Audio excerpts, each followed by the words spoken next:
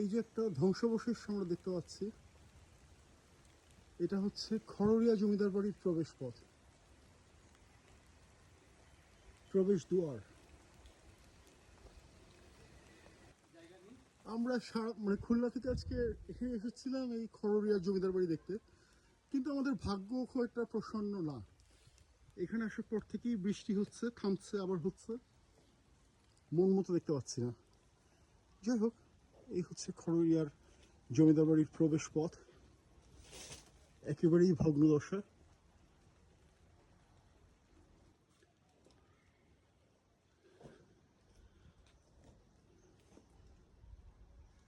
এখানে বোধহয় পাহারাদাররা থাকতো সেই জায়গাটা। আর এই হচ্ছে মূল জমিদার বাড়ি। জমিদার বাড়িটার এপাশের অংশ এখন নতুন করে সংস্কার করে বানানো হচ্ছে খররিয়া ইউনিয়ন ভূমি অফিস।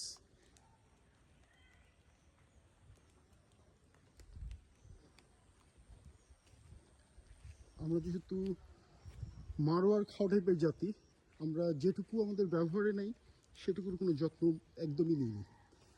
আর যেটুকু কাজে এসছে সেটুকু বেশ মোটামুটি মেনটেন করা হচ্ছে, রক্ষণাবেক্ষণ করা হচ্ছে। আর ঐতিহাসিক যে মূল্য এই বাড়িটার, সেটা আমরা বাঙালিরা, আমরা মারো খাওয়া জাতি, আমরা এর কোনো পরোয়া নেই। ভেঙে ভেঙে পড়ে যাচ্ছে, নো ওয়ান রিয়েলি কেয়ারস।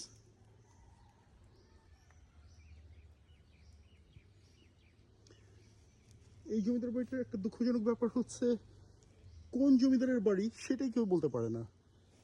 না আন্তর্জালে কোনো তথ্য আছে, না স্থানীয় মানুষ বলতে পারে। একেবারেই একটা অজ্ঞাত অজ্ঞাত একটা স্থান হয়ে গেছে এটা। মানে স্থানটা তো জ্ঞাত, কিন্তু এর ইতিহাস অজ্ঞাত।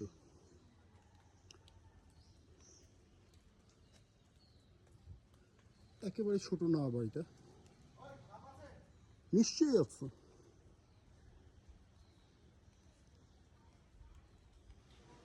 আচ্ছা, এই বাড়িটার সম্বন্ধে কিছু লোকশ্রুতি আছে। ওয়াও, এটা পোড়া দাগ কিনা কে জানে। জমিদারের যুগ যেহেতু শেষ, এখন শুধু রয়ে গেছে জনশ্রুতি। আর এই রাজবাড়িটা নিয়ে অনেক রকম জনশ্রুতি আছে। যেমন একটি জনশ্রুতি বলে যে এখানে সোনার কলসি পাওয়া গেছে। তাও খুব বেশি দিন আগে না, এই জায়গাটা খনন করে মানে এর মেঝে থেকে সোনার কলসি তুলে নিয়ে গেছে কে বা কারা। ঘরগুলো খুব বড় না, মোটামুটি ছোটই আকারের। আমি দেখেছি যে প্রাচীন ভারতে যে সমস্ত প্রাসাদগুলো আছে, তার কোনোটাতেই বড় বড় ঘরের রেওয়াজ নেই। আরেকটা ব্যাপার হচ্ছে, এই বাড়িটার নকশা সেরকম না। যেমন নোয়াপাড়ায় আমরা যে জমিদার বাড়িটা দেখে আসলাম, তার নকশা যথেষ্ট চমৎকার, মানে আগ্রহ উদ্দীপক ছিল। কিন্তু এটা একেবারেই সাধারণ একটা, মানে উল্লেখযোগ্য কোনো নকশা এটা নেই। বড় বাড়ি এটা ঠিক আছে, কিন্তু সেরকম সেরকম নকশা বলা না। এখানেও একটা পোড়া পোড়া দাগ। এই অংশটার ছাদ আছে, কড়িবর্গা প্রাচীন। আমার নানি বাড়িতেও এরকম ছাদ ছিল, এখনো আছে কিছুটা অংশে। খুব ভালো লাগে, আমি সবসময় একটা নিজের টান পাই কড়িবর্গা দেখলেই।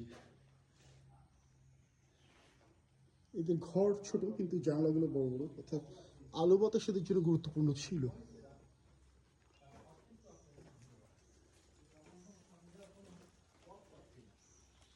আচ্ছা, এইখানে যে গর্তটা দেখা যাচ্ছে, এই গর্তটাই সম্ভবত ওই জায়গাটা যেখান থেকে মেঝের মধ্যে থেকে কলসি পাওয়া গেছে, সোনার কলসি। মানে কলসির মধ্যে গুপ্তধন, সেটা এখান থেকে খুঁড়ে পাওয়া গেছে। এখন মানুষের কথার তো শেষ নেই, আসলে কখন সোনার কলসি পাওয়া গেছে না পুরোটাই মানুষজনের একটা তৈরি করা কাহিনী। এটা নিশ্চিত করার কোনো উপায় নেই। কিন্তু জনপ্রিয় শ্রুতি যদি আমরা গণনার মধ্যে ধরি, তাহলে এই বাড়িতে সোনার ঘড়া পাওয়া গেছে এবং ঘড়াটা ওই স্থানে ছিল। কোনো রাজবাড়ির একটা প্রধান বৈশিষ্ট্য হচ্ছে সাথে অবশ্যই একটা পুকুর থাকবে। এটা হচ্ছে পেছনের দিকে, মানে বাড়ির পুকুরে যাওয়ার রাস্তা। বাংলার প্রাচীন বাড়িগুলো এমনকি পানাম নগরীতে গেলেও দেখা যায় প্রতিটা বাড়ির সাথে সাথে একটা করে পুকুর স্নান করার জন্য। এই জিনিসটা আমাকে সবসময় খুব আকর্ষণ করে, আমি খুব ভালো লাগে এটা, বাড়ির সাথে পুকুরের কনসেপ্টটা। I really like it. কিন্তু এদের আসলে মন খুব একটা বড় ছিল না। প্যালেসের ঘরগুলোর মতো পুকুরটাও আসলে পুকুর না, ডোবা বলা যায়। বিশেষত নোয়াপাড়া জমিদার বাড়ি দেখে আসার পর এটা দেখে আমি কিছুটা বীতশ্রদ্ধ। আসলে খুব বেশি বড়ও না বাড়িটা, জমিদার বাড়ি না জমিদারের কোনো কর্মকর্তার বাড়ি কে বলতে পারে। ওখানে আরও একটি ছোট স্থাপনা মূল বাড়ি থেকে আলাদা, কিসের কে জানে। এই হচ্ছে তৃতীয় ঘর। এদিক দিয়ে গেলে আমরা সিঁড়িটা পাবো, দোতলায় যাওয়ার সিঁড়ি। সিঁড়িটার বৈশিষ্ট্য হচ্ছে দুটো। এক, এটা যে কোনো সময় ভেঙে পড়তে পারে। দুই, এটার যে কোনোখানে যে কোনো সময় একটা সাপ বেরিয়ে আসতে পারে। I mean, I might sound little panicked, paranoid, but not not unnecessarily. পুরোনো বাড়ির উপর আমার খুব ভরসা, এরা সাপের আদর্শ প্রজনন কেন্দ্র। এখন যে কারণে খড়গের এই জমিদার বাড়িতে আসা, সেই কারণটা বলি। এই ছাদটা খুবই উল্লেখযোগ্য। আমি এর ভিতরে যাব না, কারণটা সবাই ইতিমধ্যেই জানে যে কেন আমি যাব না। কিন্তু এই ছাদের একটা ছোট্ট গল্প আছে। এই রাজার, যদিও আমরা বাইরে থেকে মনে করছিলাম এটা দোতলা, আসলে এটা দোতলা কোনো বাড়ি না, এটা একতলাই বাড়ি। এপাশে শুধু সিঁড়ি ঘর, অন্য কোনো ঘর প্রকোষ্ঠ এখানে নাই। আর ছাদে আমাকে কোটি টাকা দিলেও আমি যাব না, মানে ঘুরবো না আর কি, কারণ ছাদের যে অবস্থা এটা ঘোরার অবস্থা না, একদমই না। আগাছায় ভরপুর একদম। ওপাশে এত বড় ঝোপঝাড় হয়ে যাচ্ছে যে ধাক্কা মারিস না, আমার মরার কোনো ইচ্ছা নেই। ওপাশে এত ঘন ঝোপঝাড় হয়ে যাচ্ছে যে কি আসছে এটা বোঝার কোনো উপায় নেই। জনশ্রুতি আছে যে রাজার মেয়ের অপঘাত মৃত্যু হয় এবং তাকে এখানেই সমাহিত করা হয়, কিন্তু এই তথ্যটা সম্ভবত সঠিক নয়। আসলে যেটা হচ্ছিল সেটা হচ্ছে রাজার মেয়ের অপঘাতে মৃত্যু হয় এবং তাকে এখানে সৎকার করা হয়। আর হিন্দু সৎকার আর মুসলিম সমাহিত দুটো এক জিনিস না। তো খুব সম্ভবত যেমনটা অনেকে বলে যে এখানে কবর হচ্ছে রাজকন্যা, সেটা সম্ভবত সঠিক না। কিন্তু রাজকন্যাকে এখানে সমাহিত করা হচ্ছে, মানে শেষকৃত্য এখানে করা হচ্ছিল, পুরানো হচ্ছিল এই ছাতের উপরে। কেন কে জানে, হয়তো রাজার খুব প্রিয় মেয়ে ছিল বা অন্য কোনো বিষয়, নো ওয়ান রিয়েলি নোজ। আর সবচেয়ে আশ্চর্য ব্যাপার যে এত শ্রুতি আছে বাড়িটা নিয়ে, মানে মানুষজন এত গল্প বলে এটা নিয়ে, কিন্তু যে রাজাকে নিয়ে এত কাহিনী সেই রাজার নামটা কেউ বলতে পারে না। That is so sad. দুইটা ভাইয়ের সাথে পরিচয় হলো, কি নাম আপনাদের? আমার নাম শোভন। আপনার? অয়ন। অয়ন। এই দুজন আমাকে প্রচুর হেল্প করেছে, because I got injured and they actually save me. আচ্ছা, ওনাদের বক্তব্য অনুযায়ী এখানে তিন ভাই জমিদার ছিল, বড়, মেজো আর ছোট। এটার নাম কি, মাঝলা? মাইজা জিলা। মাইঝা ঝিলা, মানে মেজো ভাই যেটা আর কি। জি জি। তো এটা হচ্ছে মেজো ভাইয়ের সেই রাজবাড়িটা। এই অংশটা যদিও ভূমি অফিস হিসেবে ব্যবহৃত হচ্ছে, কিন্তু এটা এই মূল বাড়িরই অংশ। পরবর্তীতে ওইটুকু মেনটেন করা হচ্ছে, কিন্তু আর পেছনের অংশটা সংস্কার করা হয়নি, কিন্তু মূলত একই বাড়ির অংশ। তো ওই দিকটা দোতলা দেখা যাচ্ছে যেরকম, এইদিকে শুধু সিঁড়ি ঘর, কিন্তু ওই দিকটা দোতলা আছে। এখন বাড়িটা একটু বড় লাগছে এ পাশ থেকে অন্তত।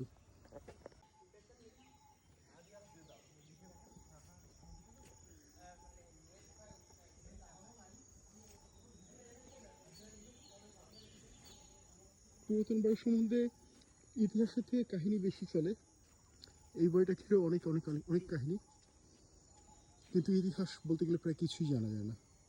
আমাদের দুর্ভাগ্য যে ভূমি অফিসটাও বন্ধ, তা নাহলে আমার একটা ইচ্ছে ছিল ওদের কাছ থেকে জিজ্ঞেস করা যে সরকারি নথি কিছু পাওয়া যায় কিনা এই বাড়িটার মালিক সম্বন্ধে, জমিদারদের সম্বন্ধে, বা কোনো গুরুত্বপূর্ণ তথ্য যদি পাওয়া যায় যে কারা কী ছিল, কিভাবে কি হলো। কিন্তু কপাল খারাপ, এলাকার লোকও কোনো খবর জানে না, সরকারি লোকরাও কেউ নাই। আমরা শুধু বাড়িটা দেখে চলে যাচ্ছি আর কিছু জনশ্রুতি নিয়ে যাচ্ছি সাথে করে। মূল জমিদার বাড়ির পাশে একটা ধ্বংসপ্রাপ্ত কাঠামো, কিসের বোঝা যাচ্ছে না, কিন্তু এটাও অনেক পুরনো। আর জমিদার বাড়ির একেবারেই পাশাপাশি কি ছিল কে জানে। মাত্র ভূমি অফিসের কর্মকর্তাদের সাথে আমার কথা হলো, তাতে বেশ লাভ হলো।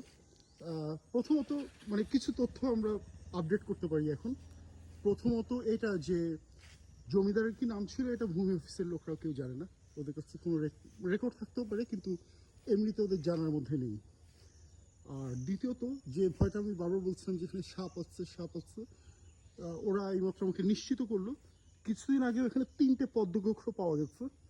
কারেন্ট জাল দিয়ে আরও সাপ ধরার চেষ্টা করেছে কিন্তু পারেনি। সাপ এখানে ভরপুর আছে, ভরপুর সাপ। আর তৃতীয় যেটা সবচেয়ে গুরুত্বপূর্ণ ওরা আমাকে নিশ্চিত করলো সেটা হচ্ছে যে এই জমিদার বাড়ির ছাদের উপর ওই উপরের দিকে আসলেই রাজকন্যার কবর আছে। শুধু যে সৎকার করা হচ্ছিল তা না, ওর কবর আছে ওখানে। এবং রাজকন্যা ছোট ছিল, ছোট বাচ্চা রাজকন্যা ছিল, অনেক কম বয়সে মারা গিয়েছিল। তার কবরটা এই বাড়ির ছাদে দাফন করা হয় আর কি। শুধুমাত্র এখানে আসলে বোঝা যায় যে আসলে জমিদার বাড়িটা অনেক বড়।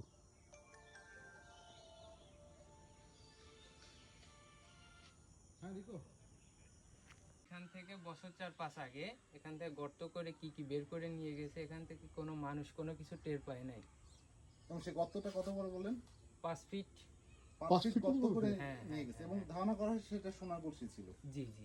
ফ্লোর করে এই গর্তটা করা হয়েছে। ফ্লোর করে করা জি, হয়েছে এবং সেই গর্ত করে নিয়ে গেছে। এবং তারা কোথা থেকে নিউজ পাচ্ছে যে ওখানে সোনার বড়শি এটা আছে? সঠিক আমরা কেউ জানি না। মানে কে বা কারা নিয়ে গেছে কোনো কেউ কিছু বলতে কেউ পারে না। কিছু বলতে পারে না। হঠাৎ সকালে এসে দেখেন যে একটা বড় গর্ত ওই এরকম। জায়গা থেকে একটা কলসির মতন একটা আবার কিছুদিন আগেও একটা এখান থেকে এই সাইড থেকে আপনি এই কোনায় হ্যাঁ হ্যাঁ, ওখান থেকেও একটা কি বের করে নিয়ে গেছে অনেকটি গর্ত করে। আচ্ছা আচ্ছা, ওটা কি মেঝে থেকে না দেয়াল থেকে?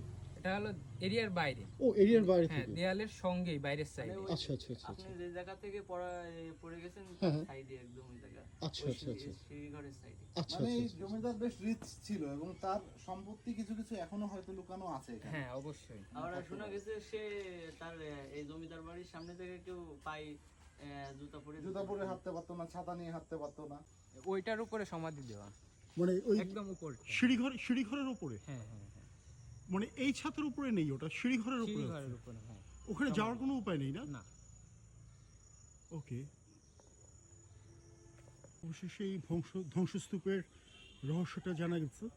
এটা ছিল এই জমিদার বাড়ির ঘোড়াশাল, এটার মধ্যে ঘোড়া রাখা হতো। এখন আর এখানে কিচ্ছুই নেই, শুধুমাত্র ভাঙাচোরা মানে খান্ডার।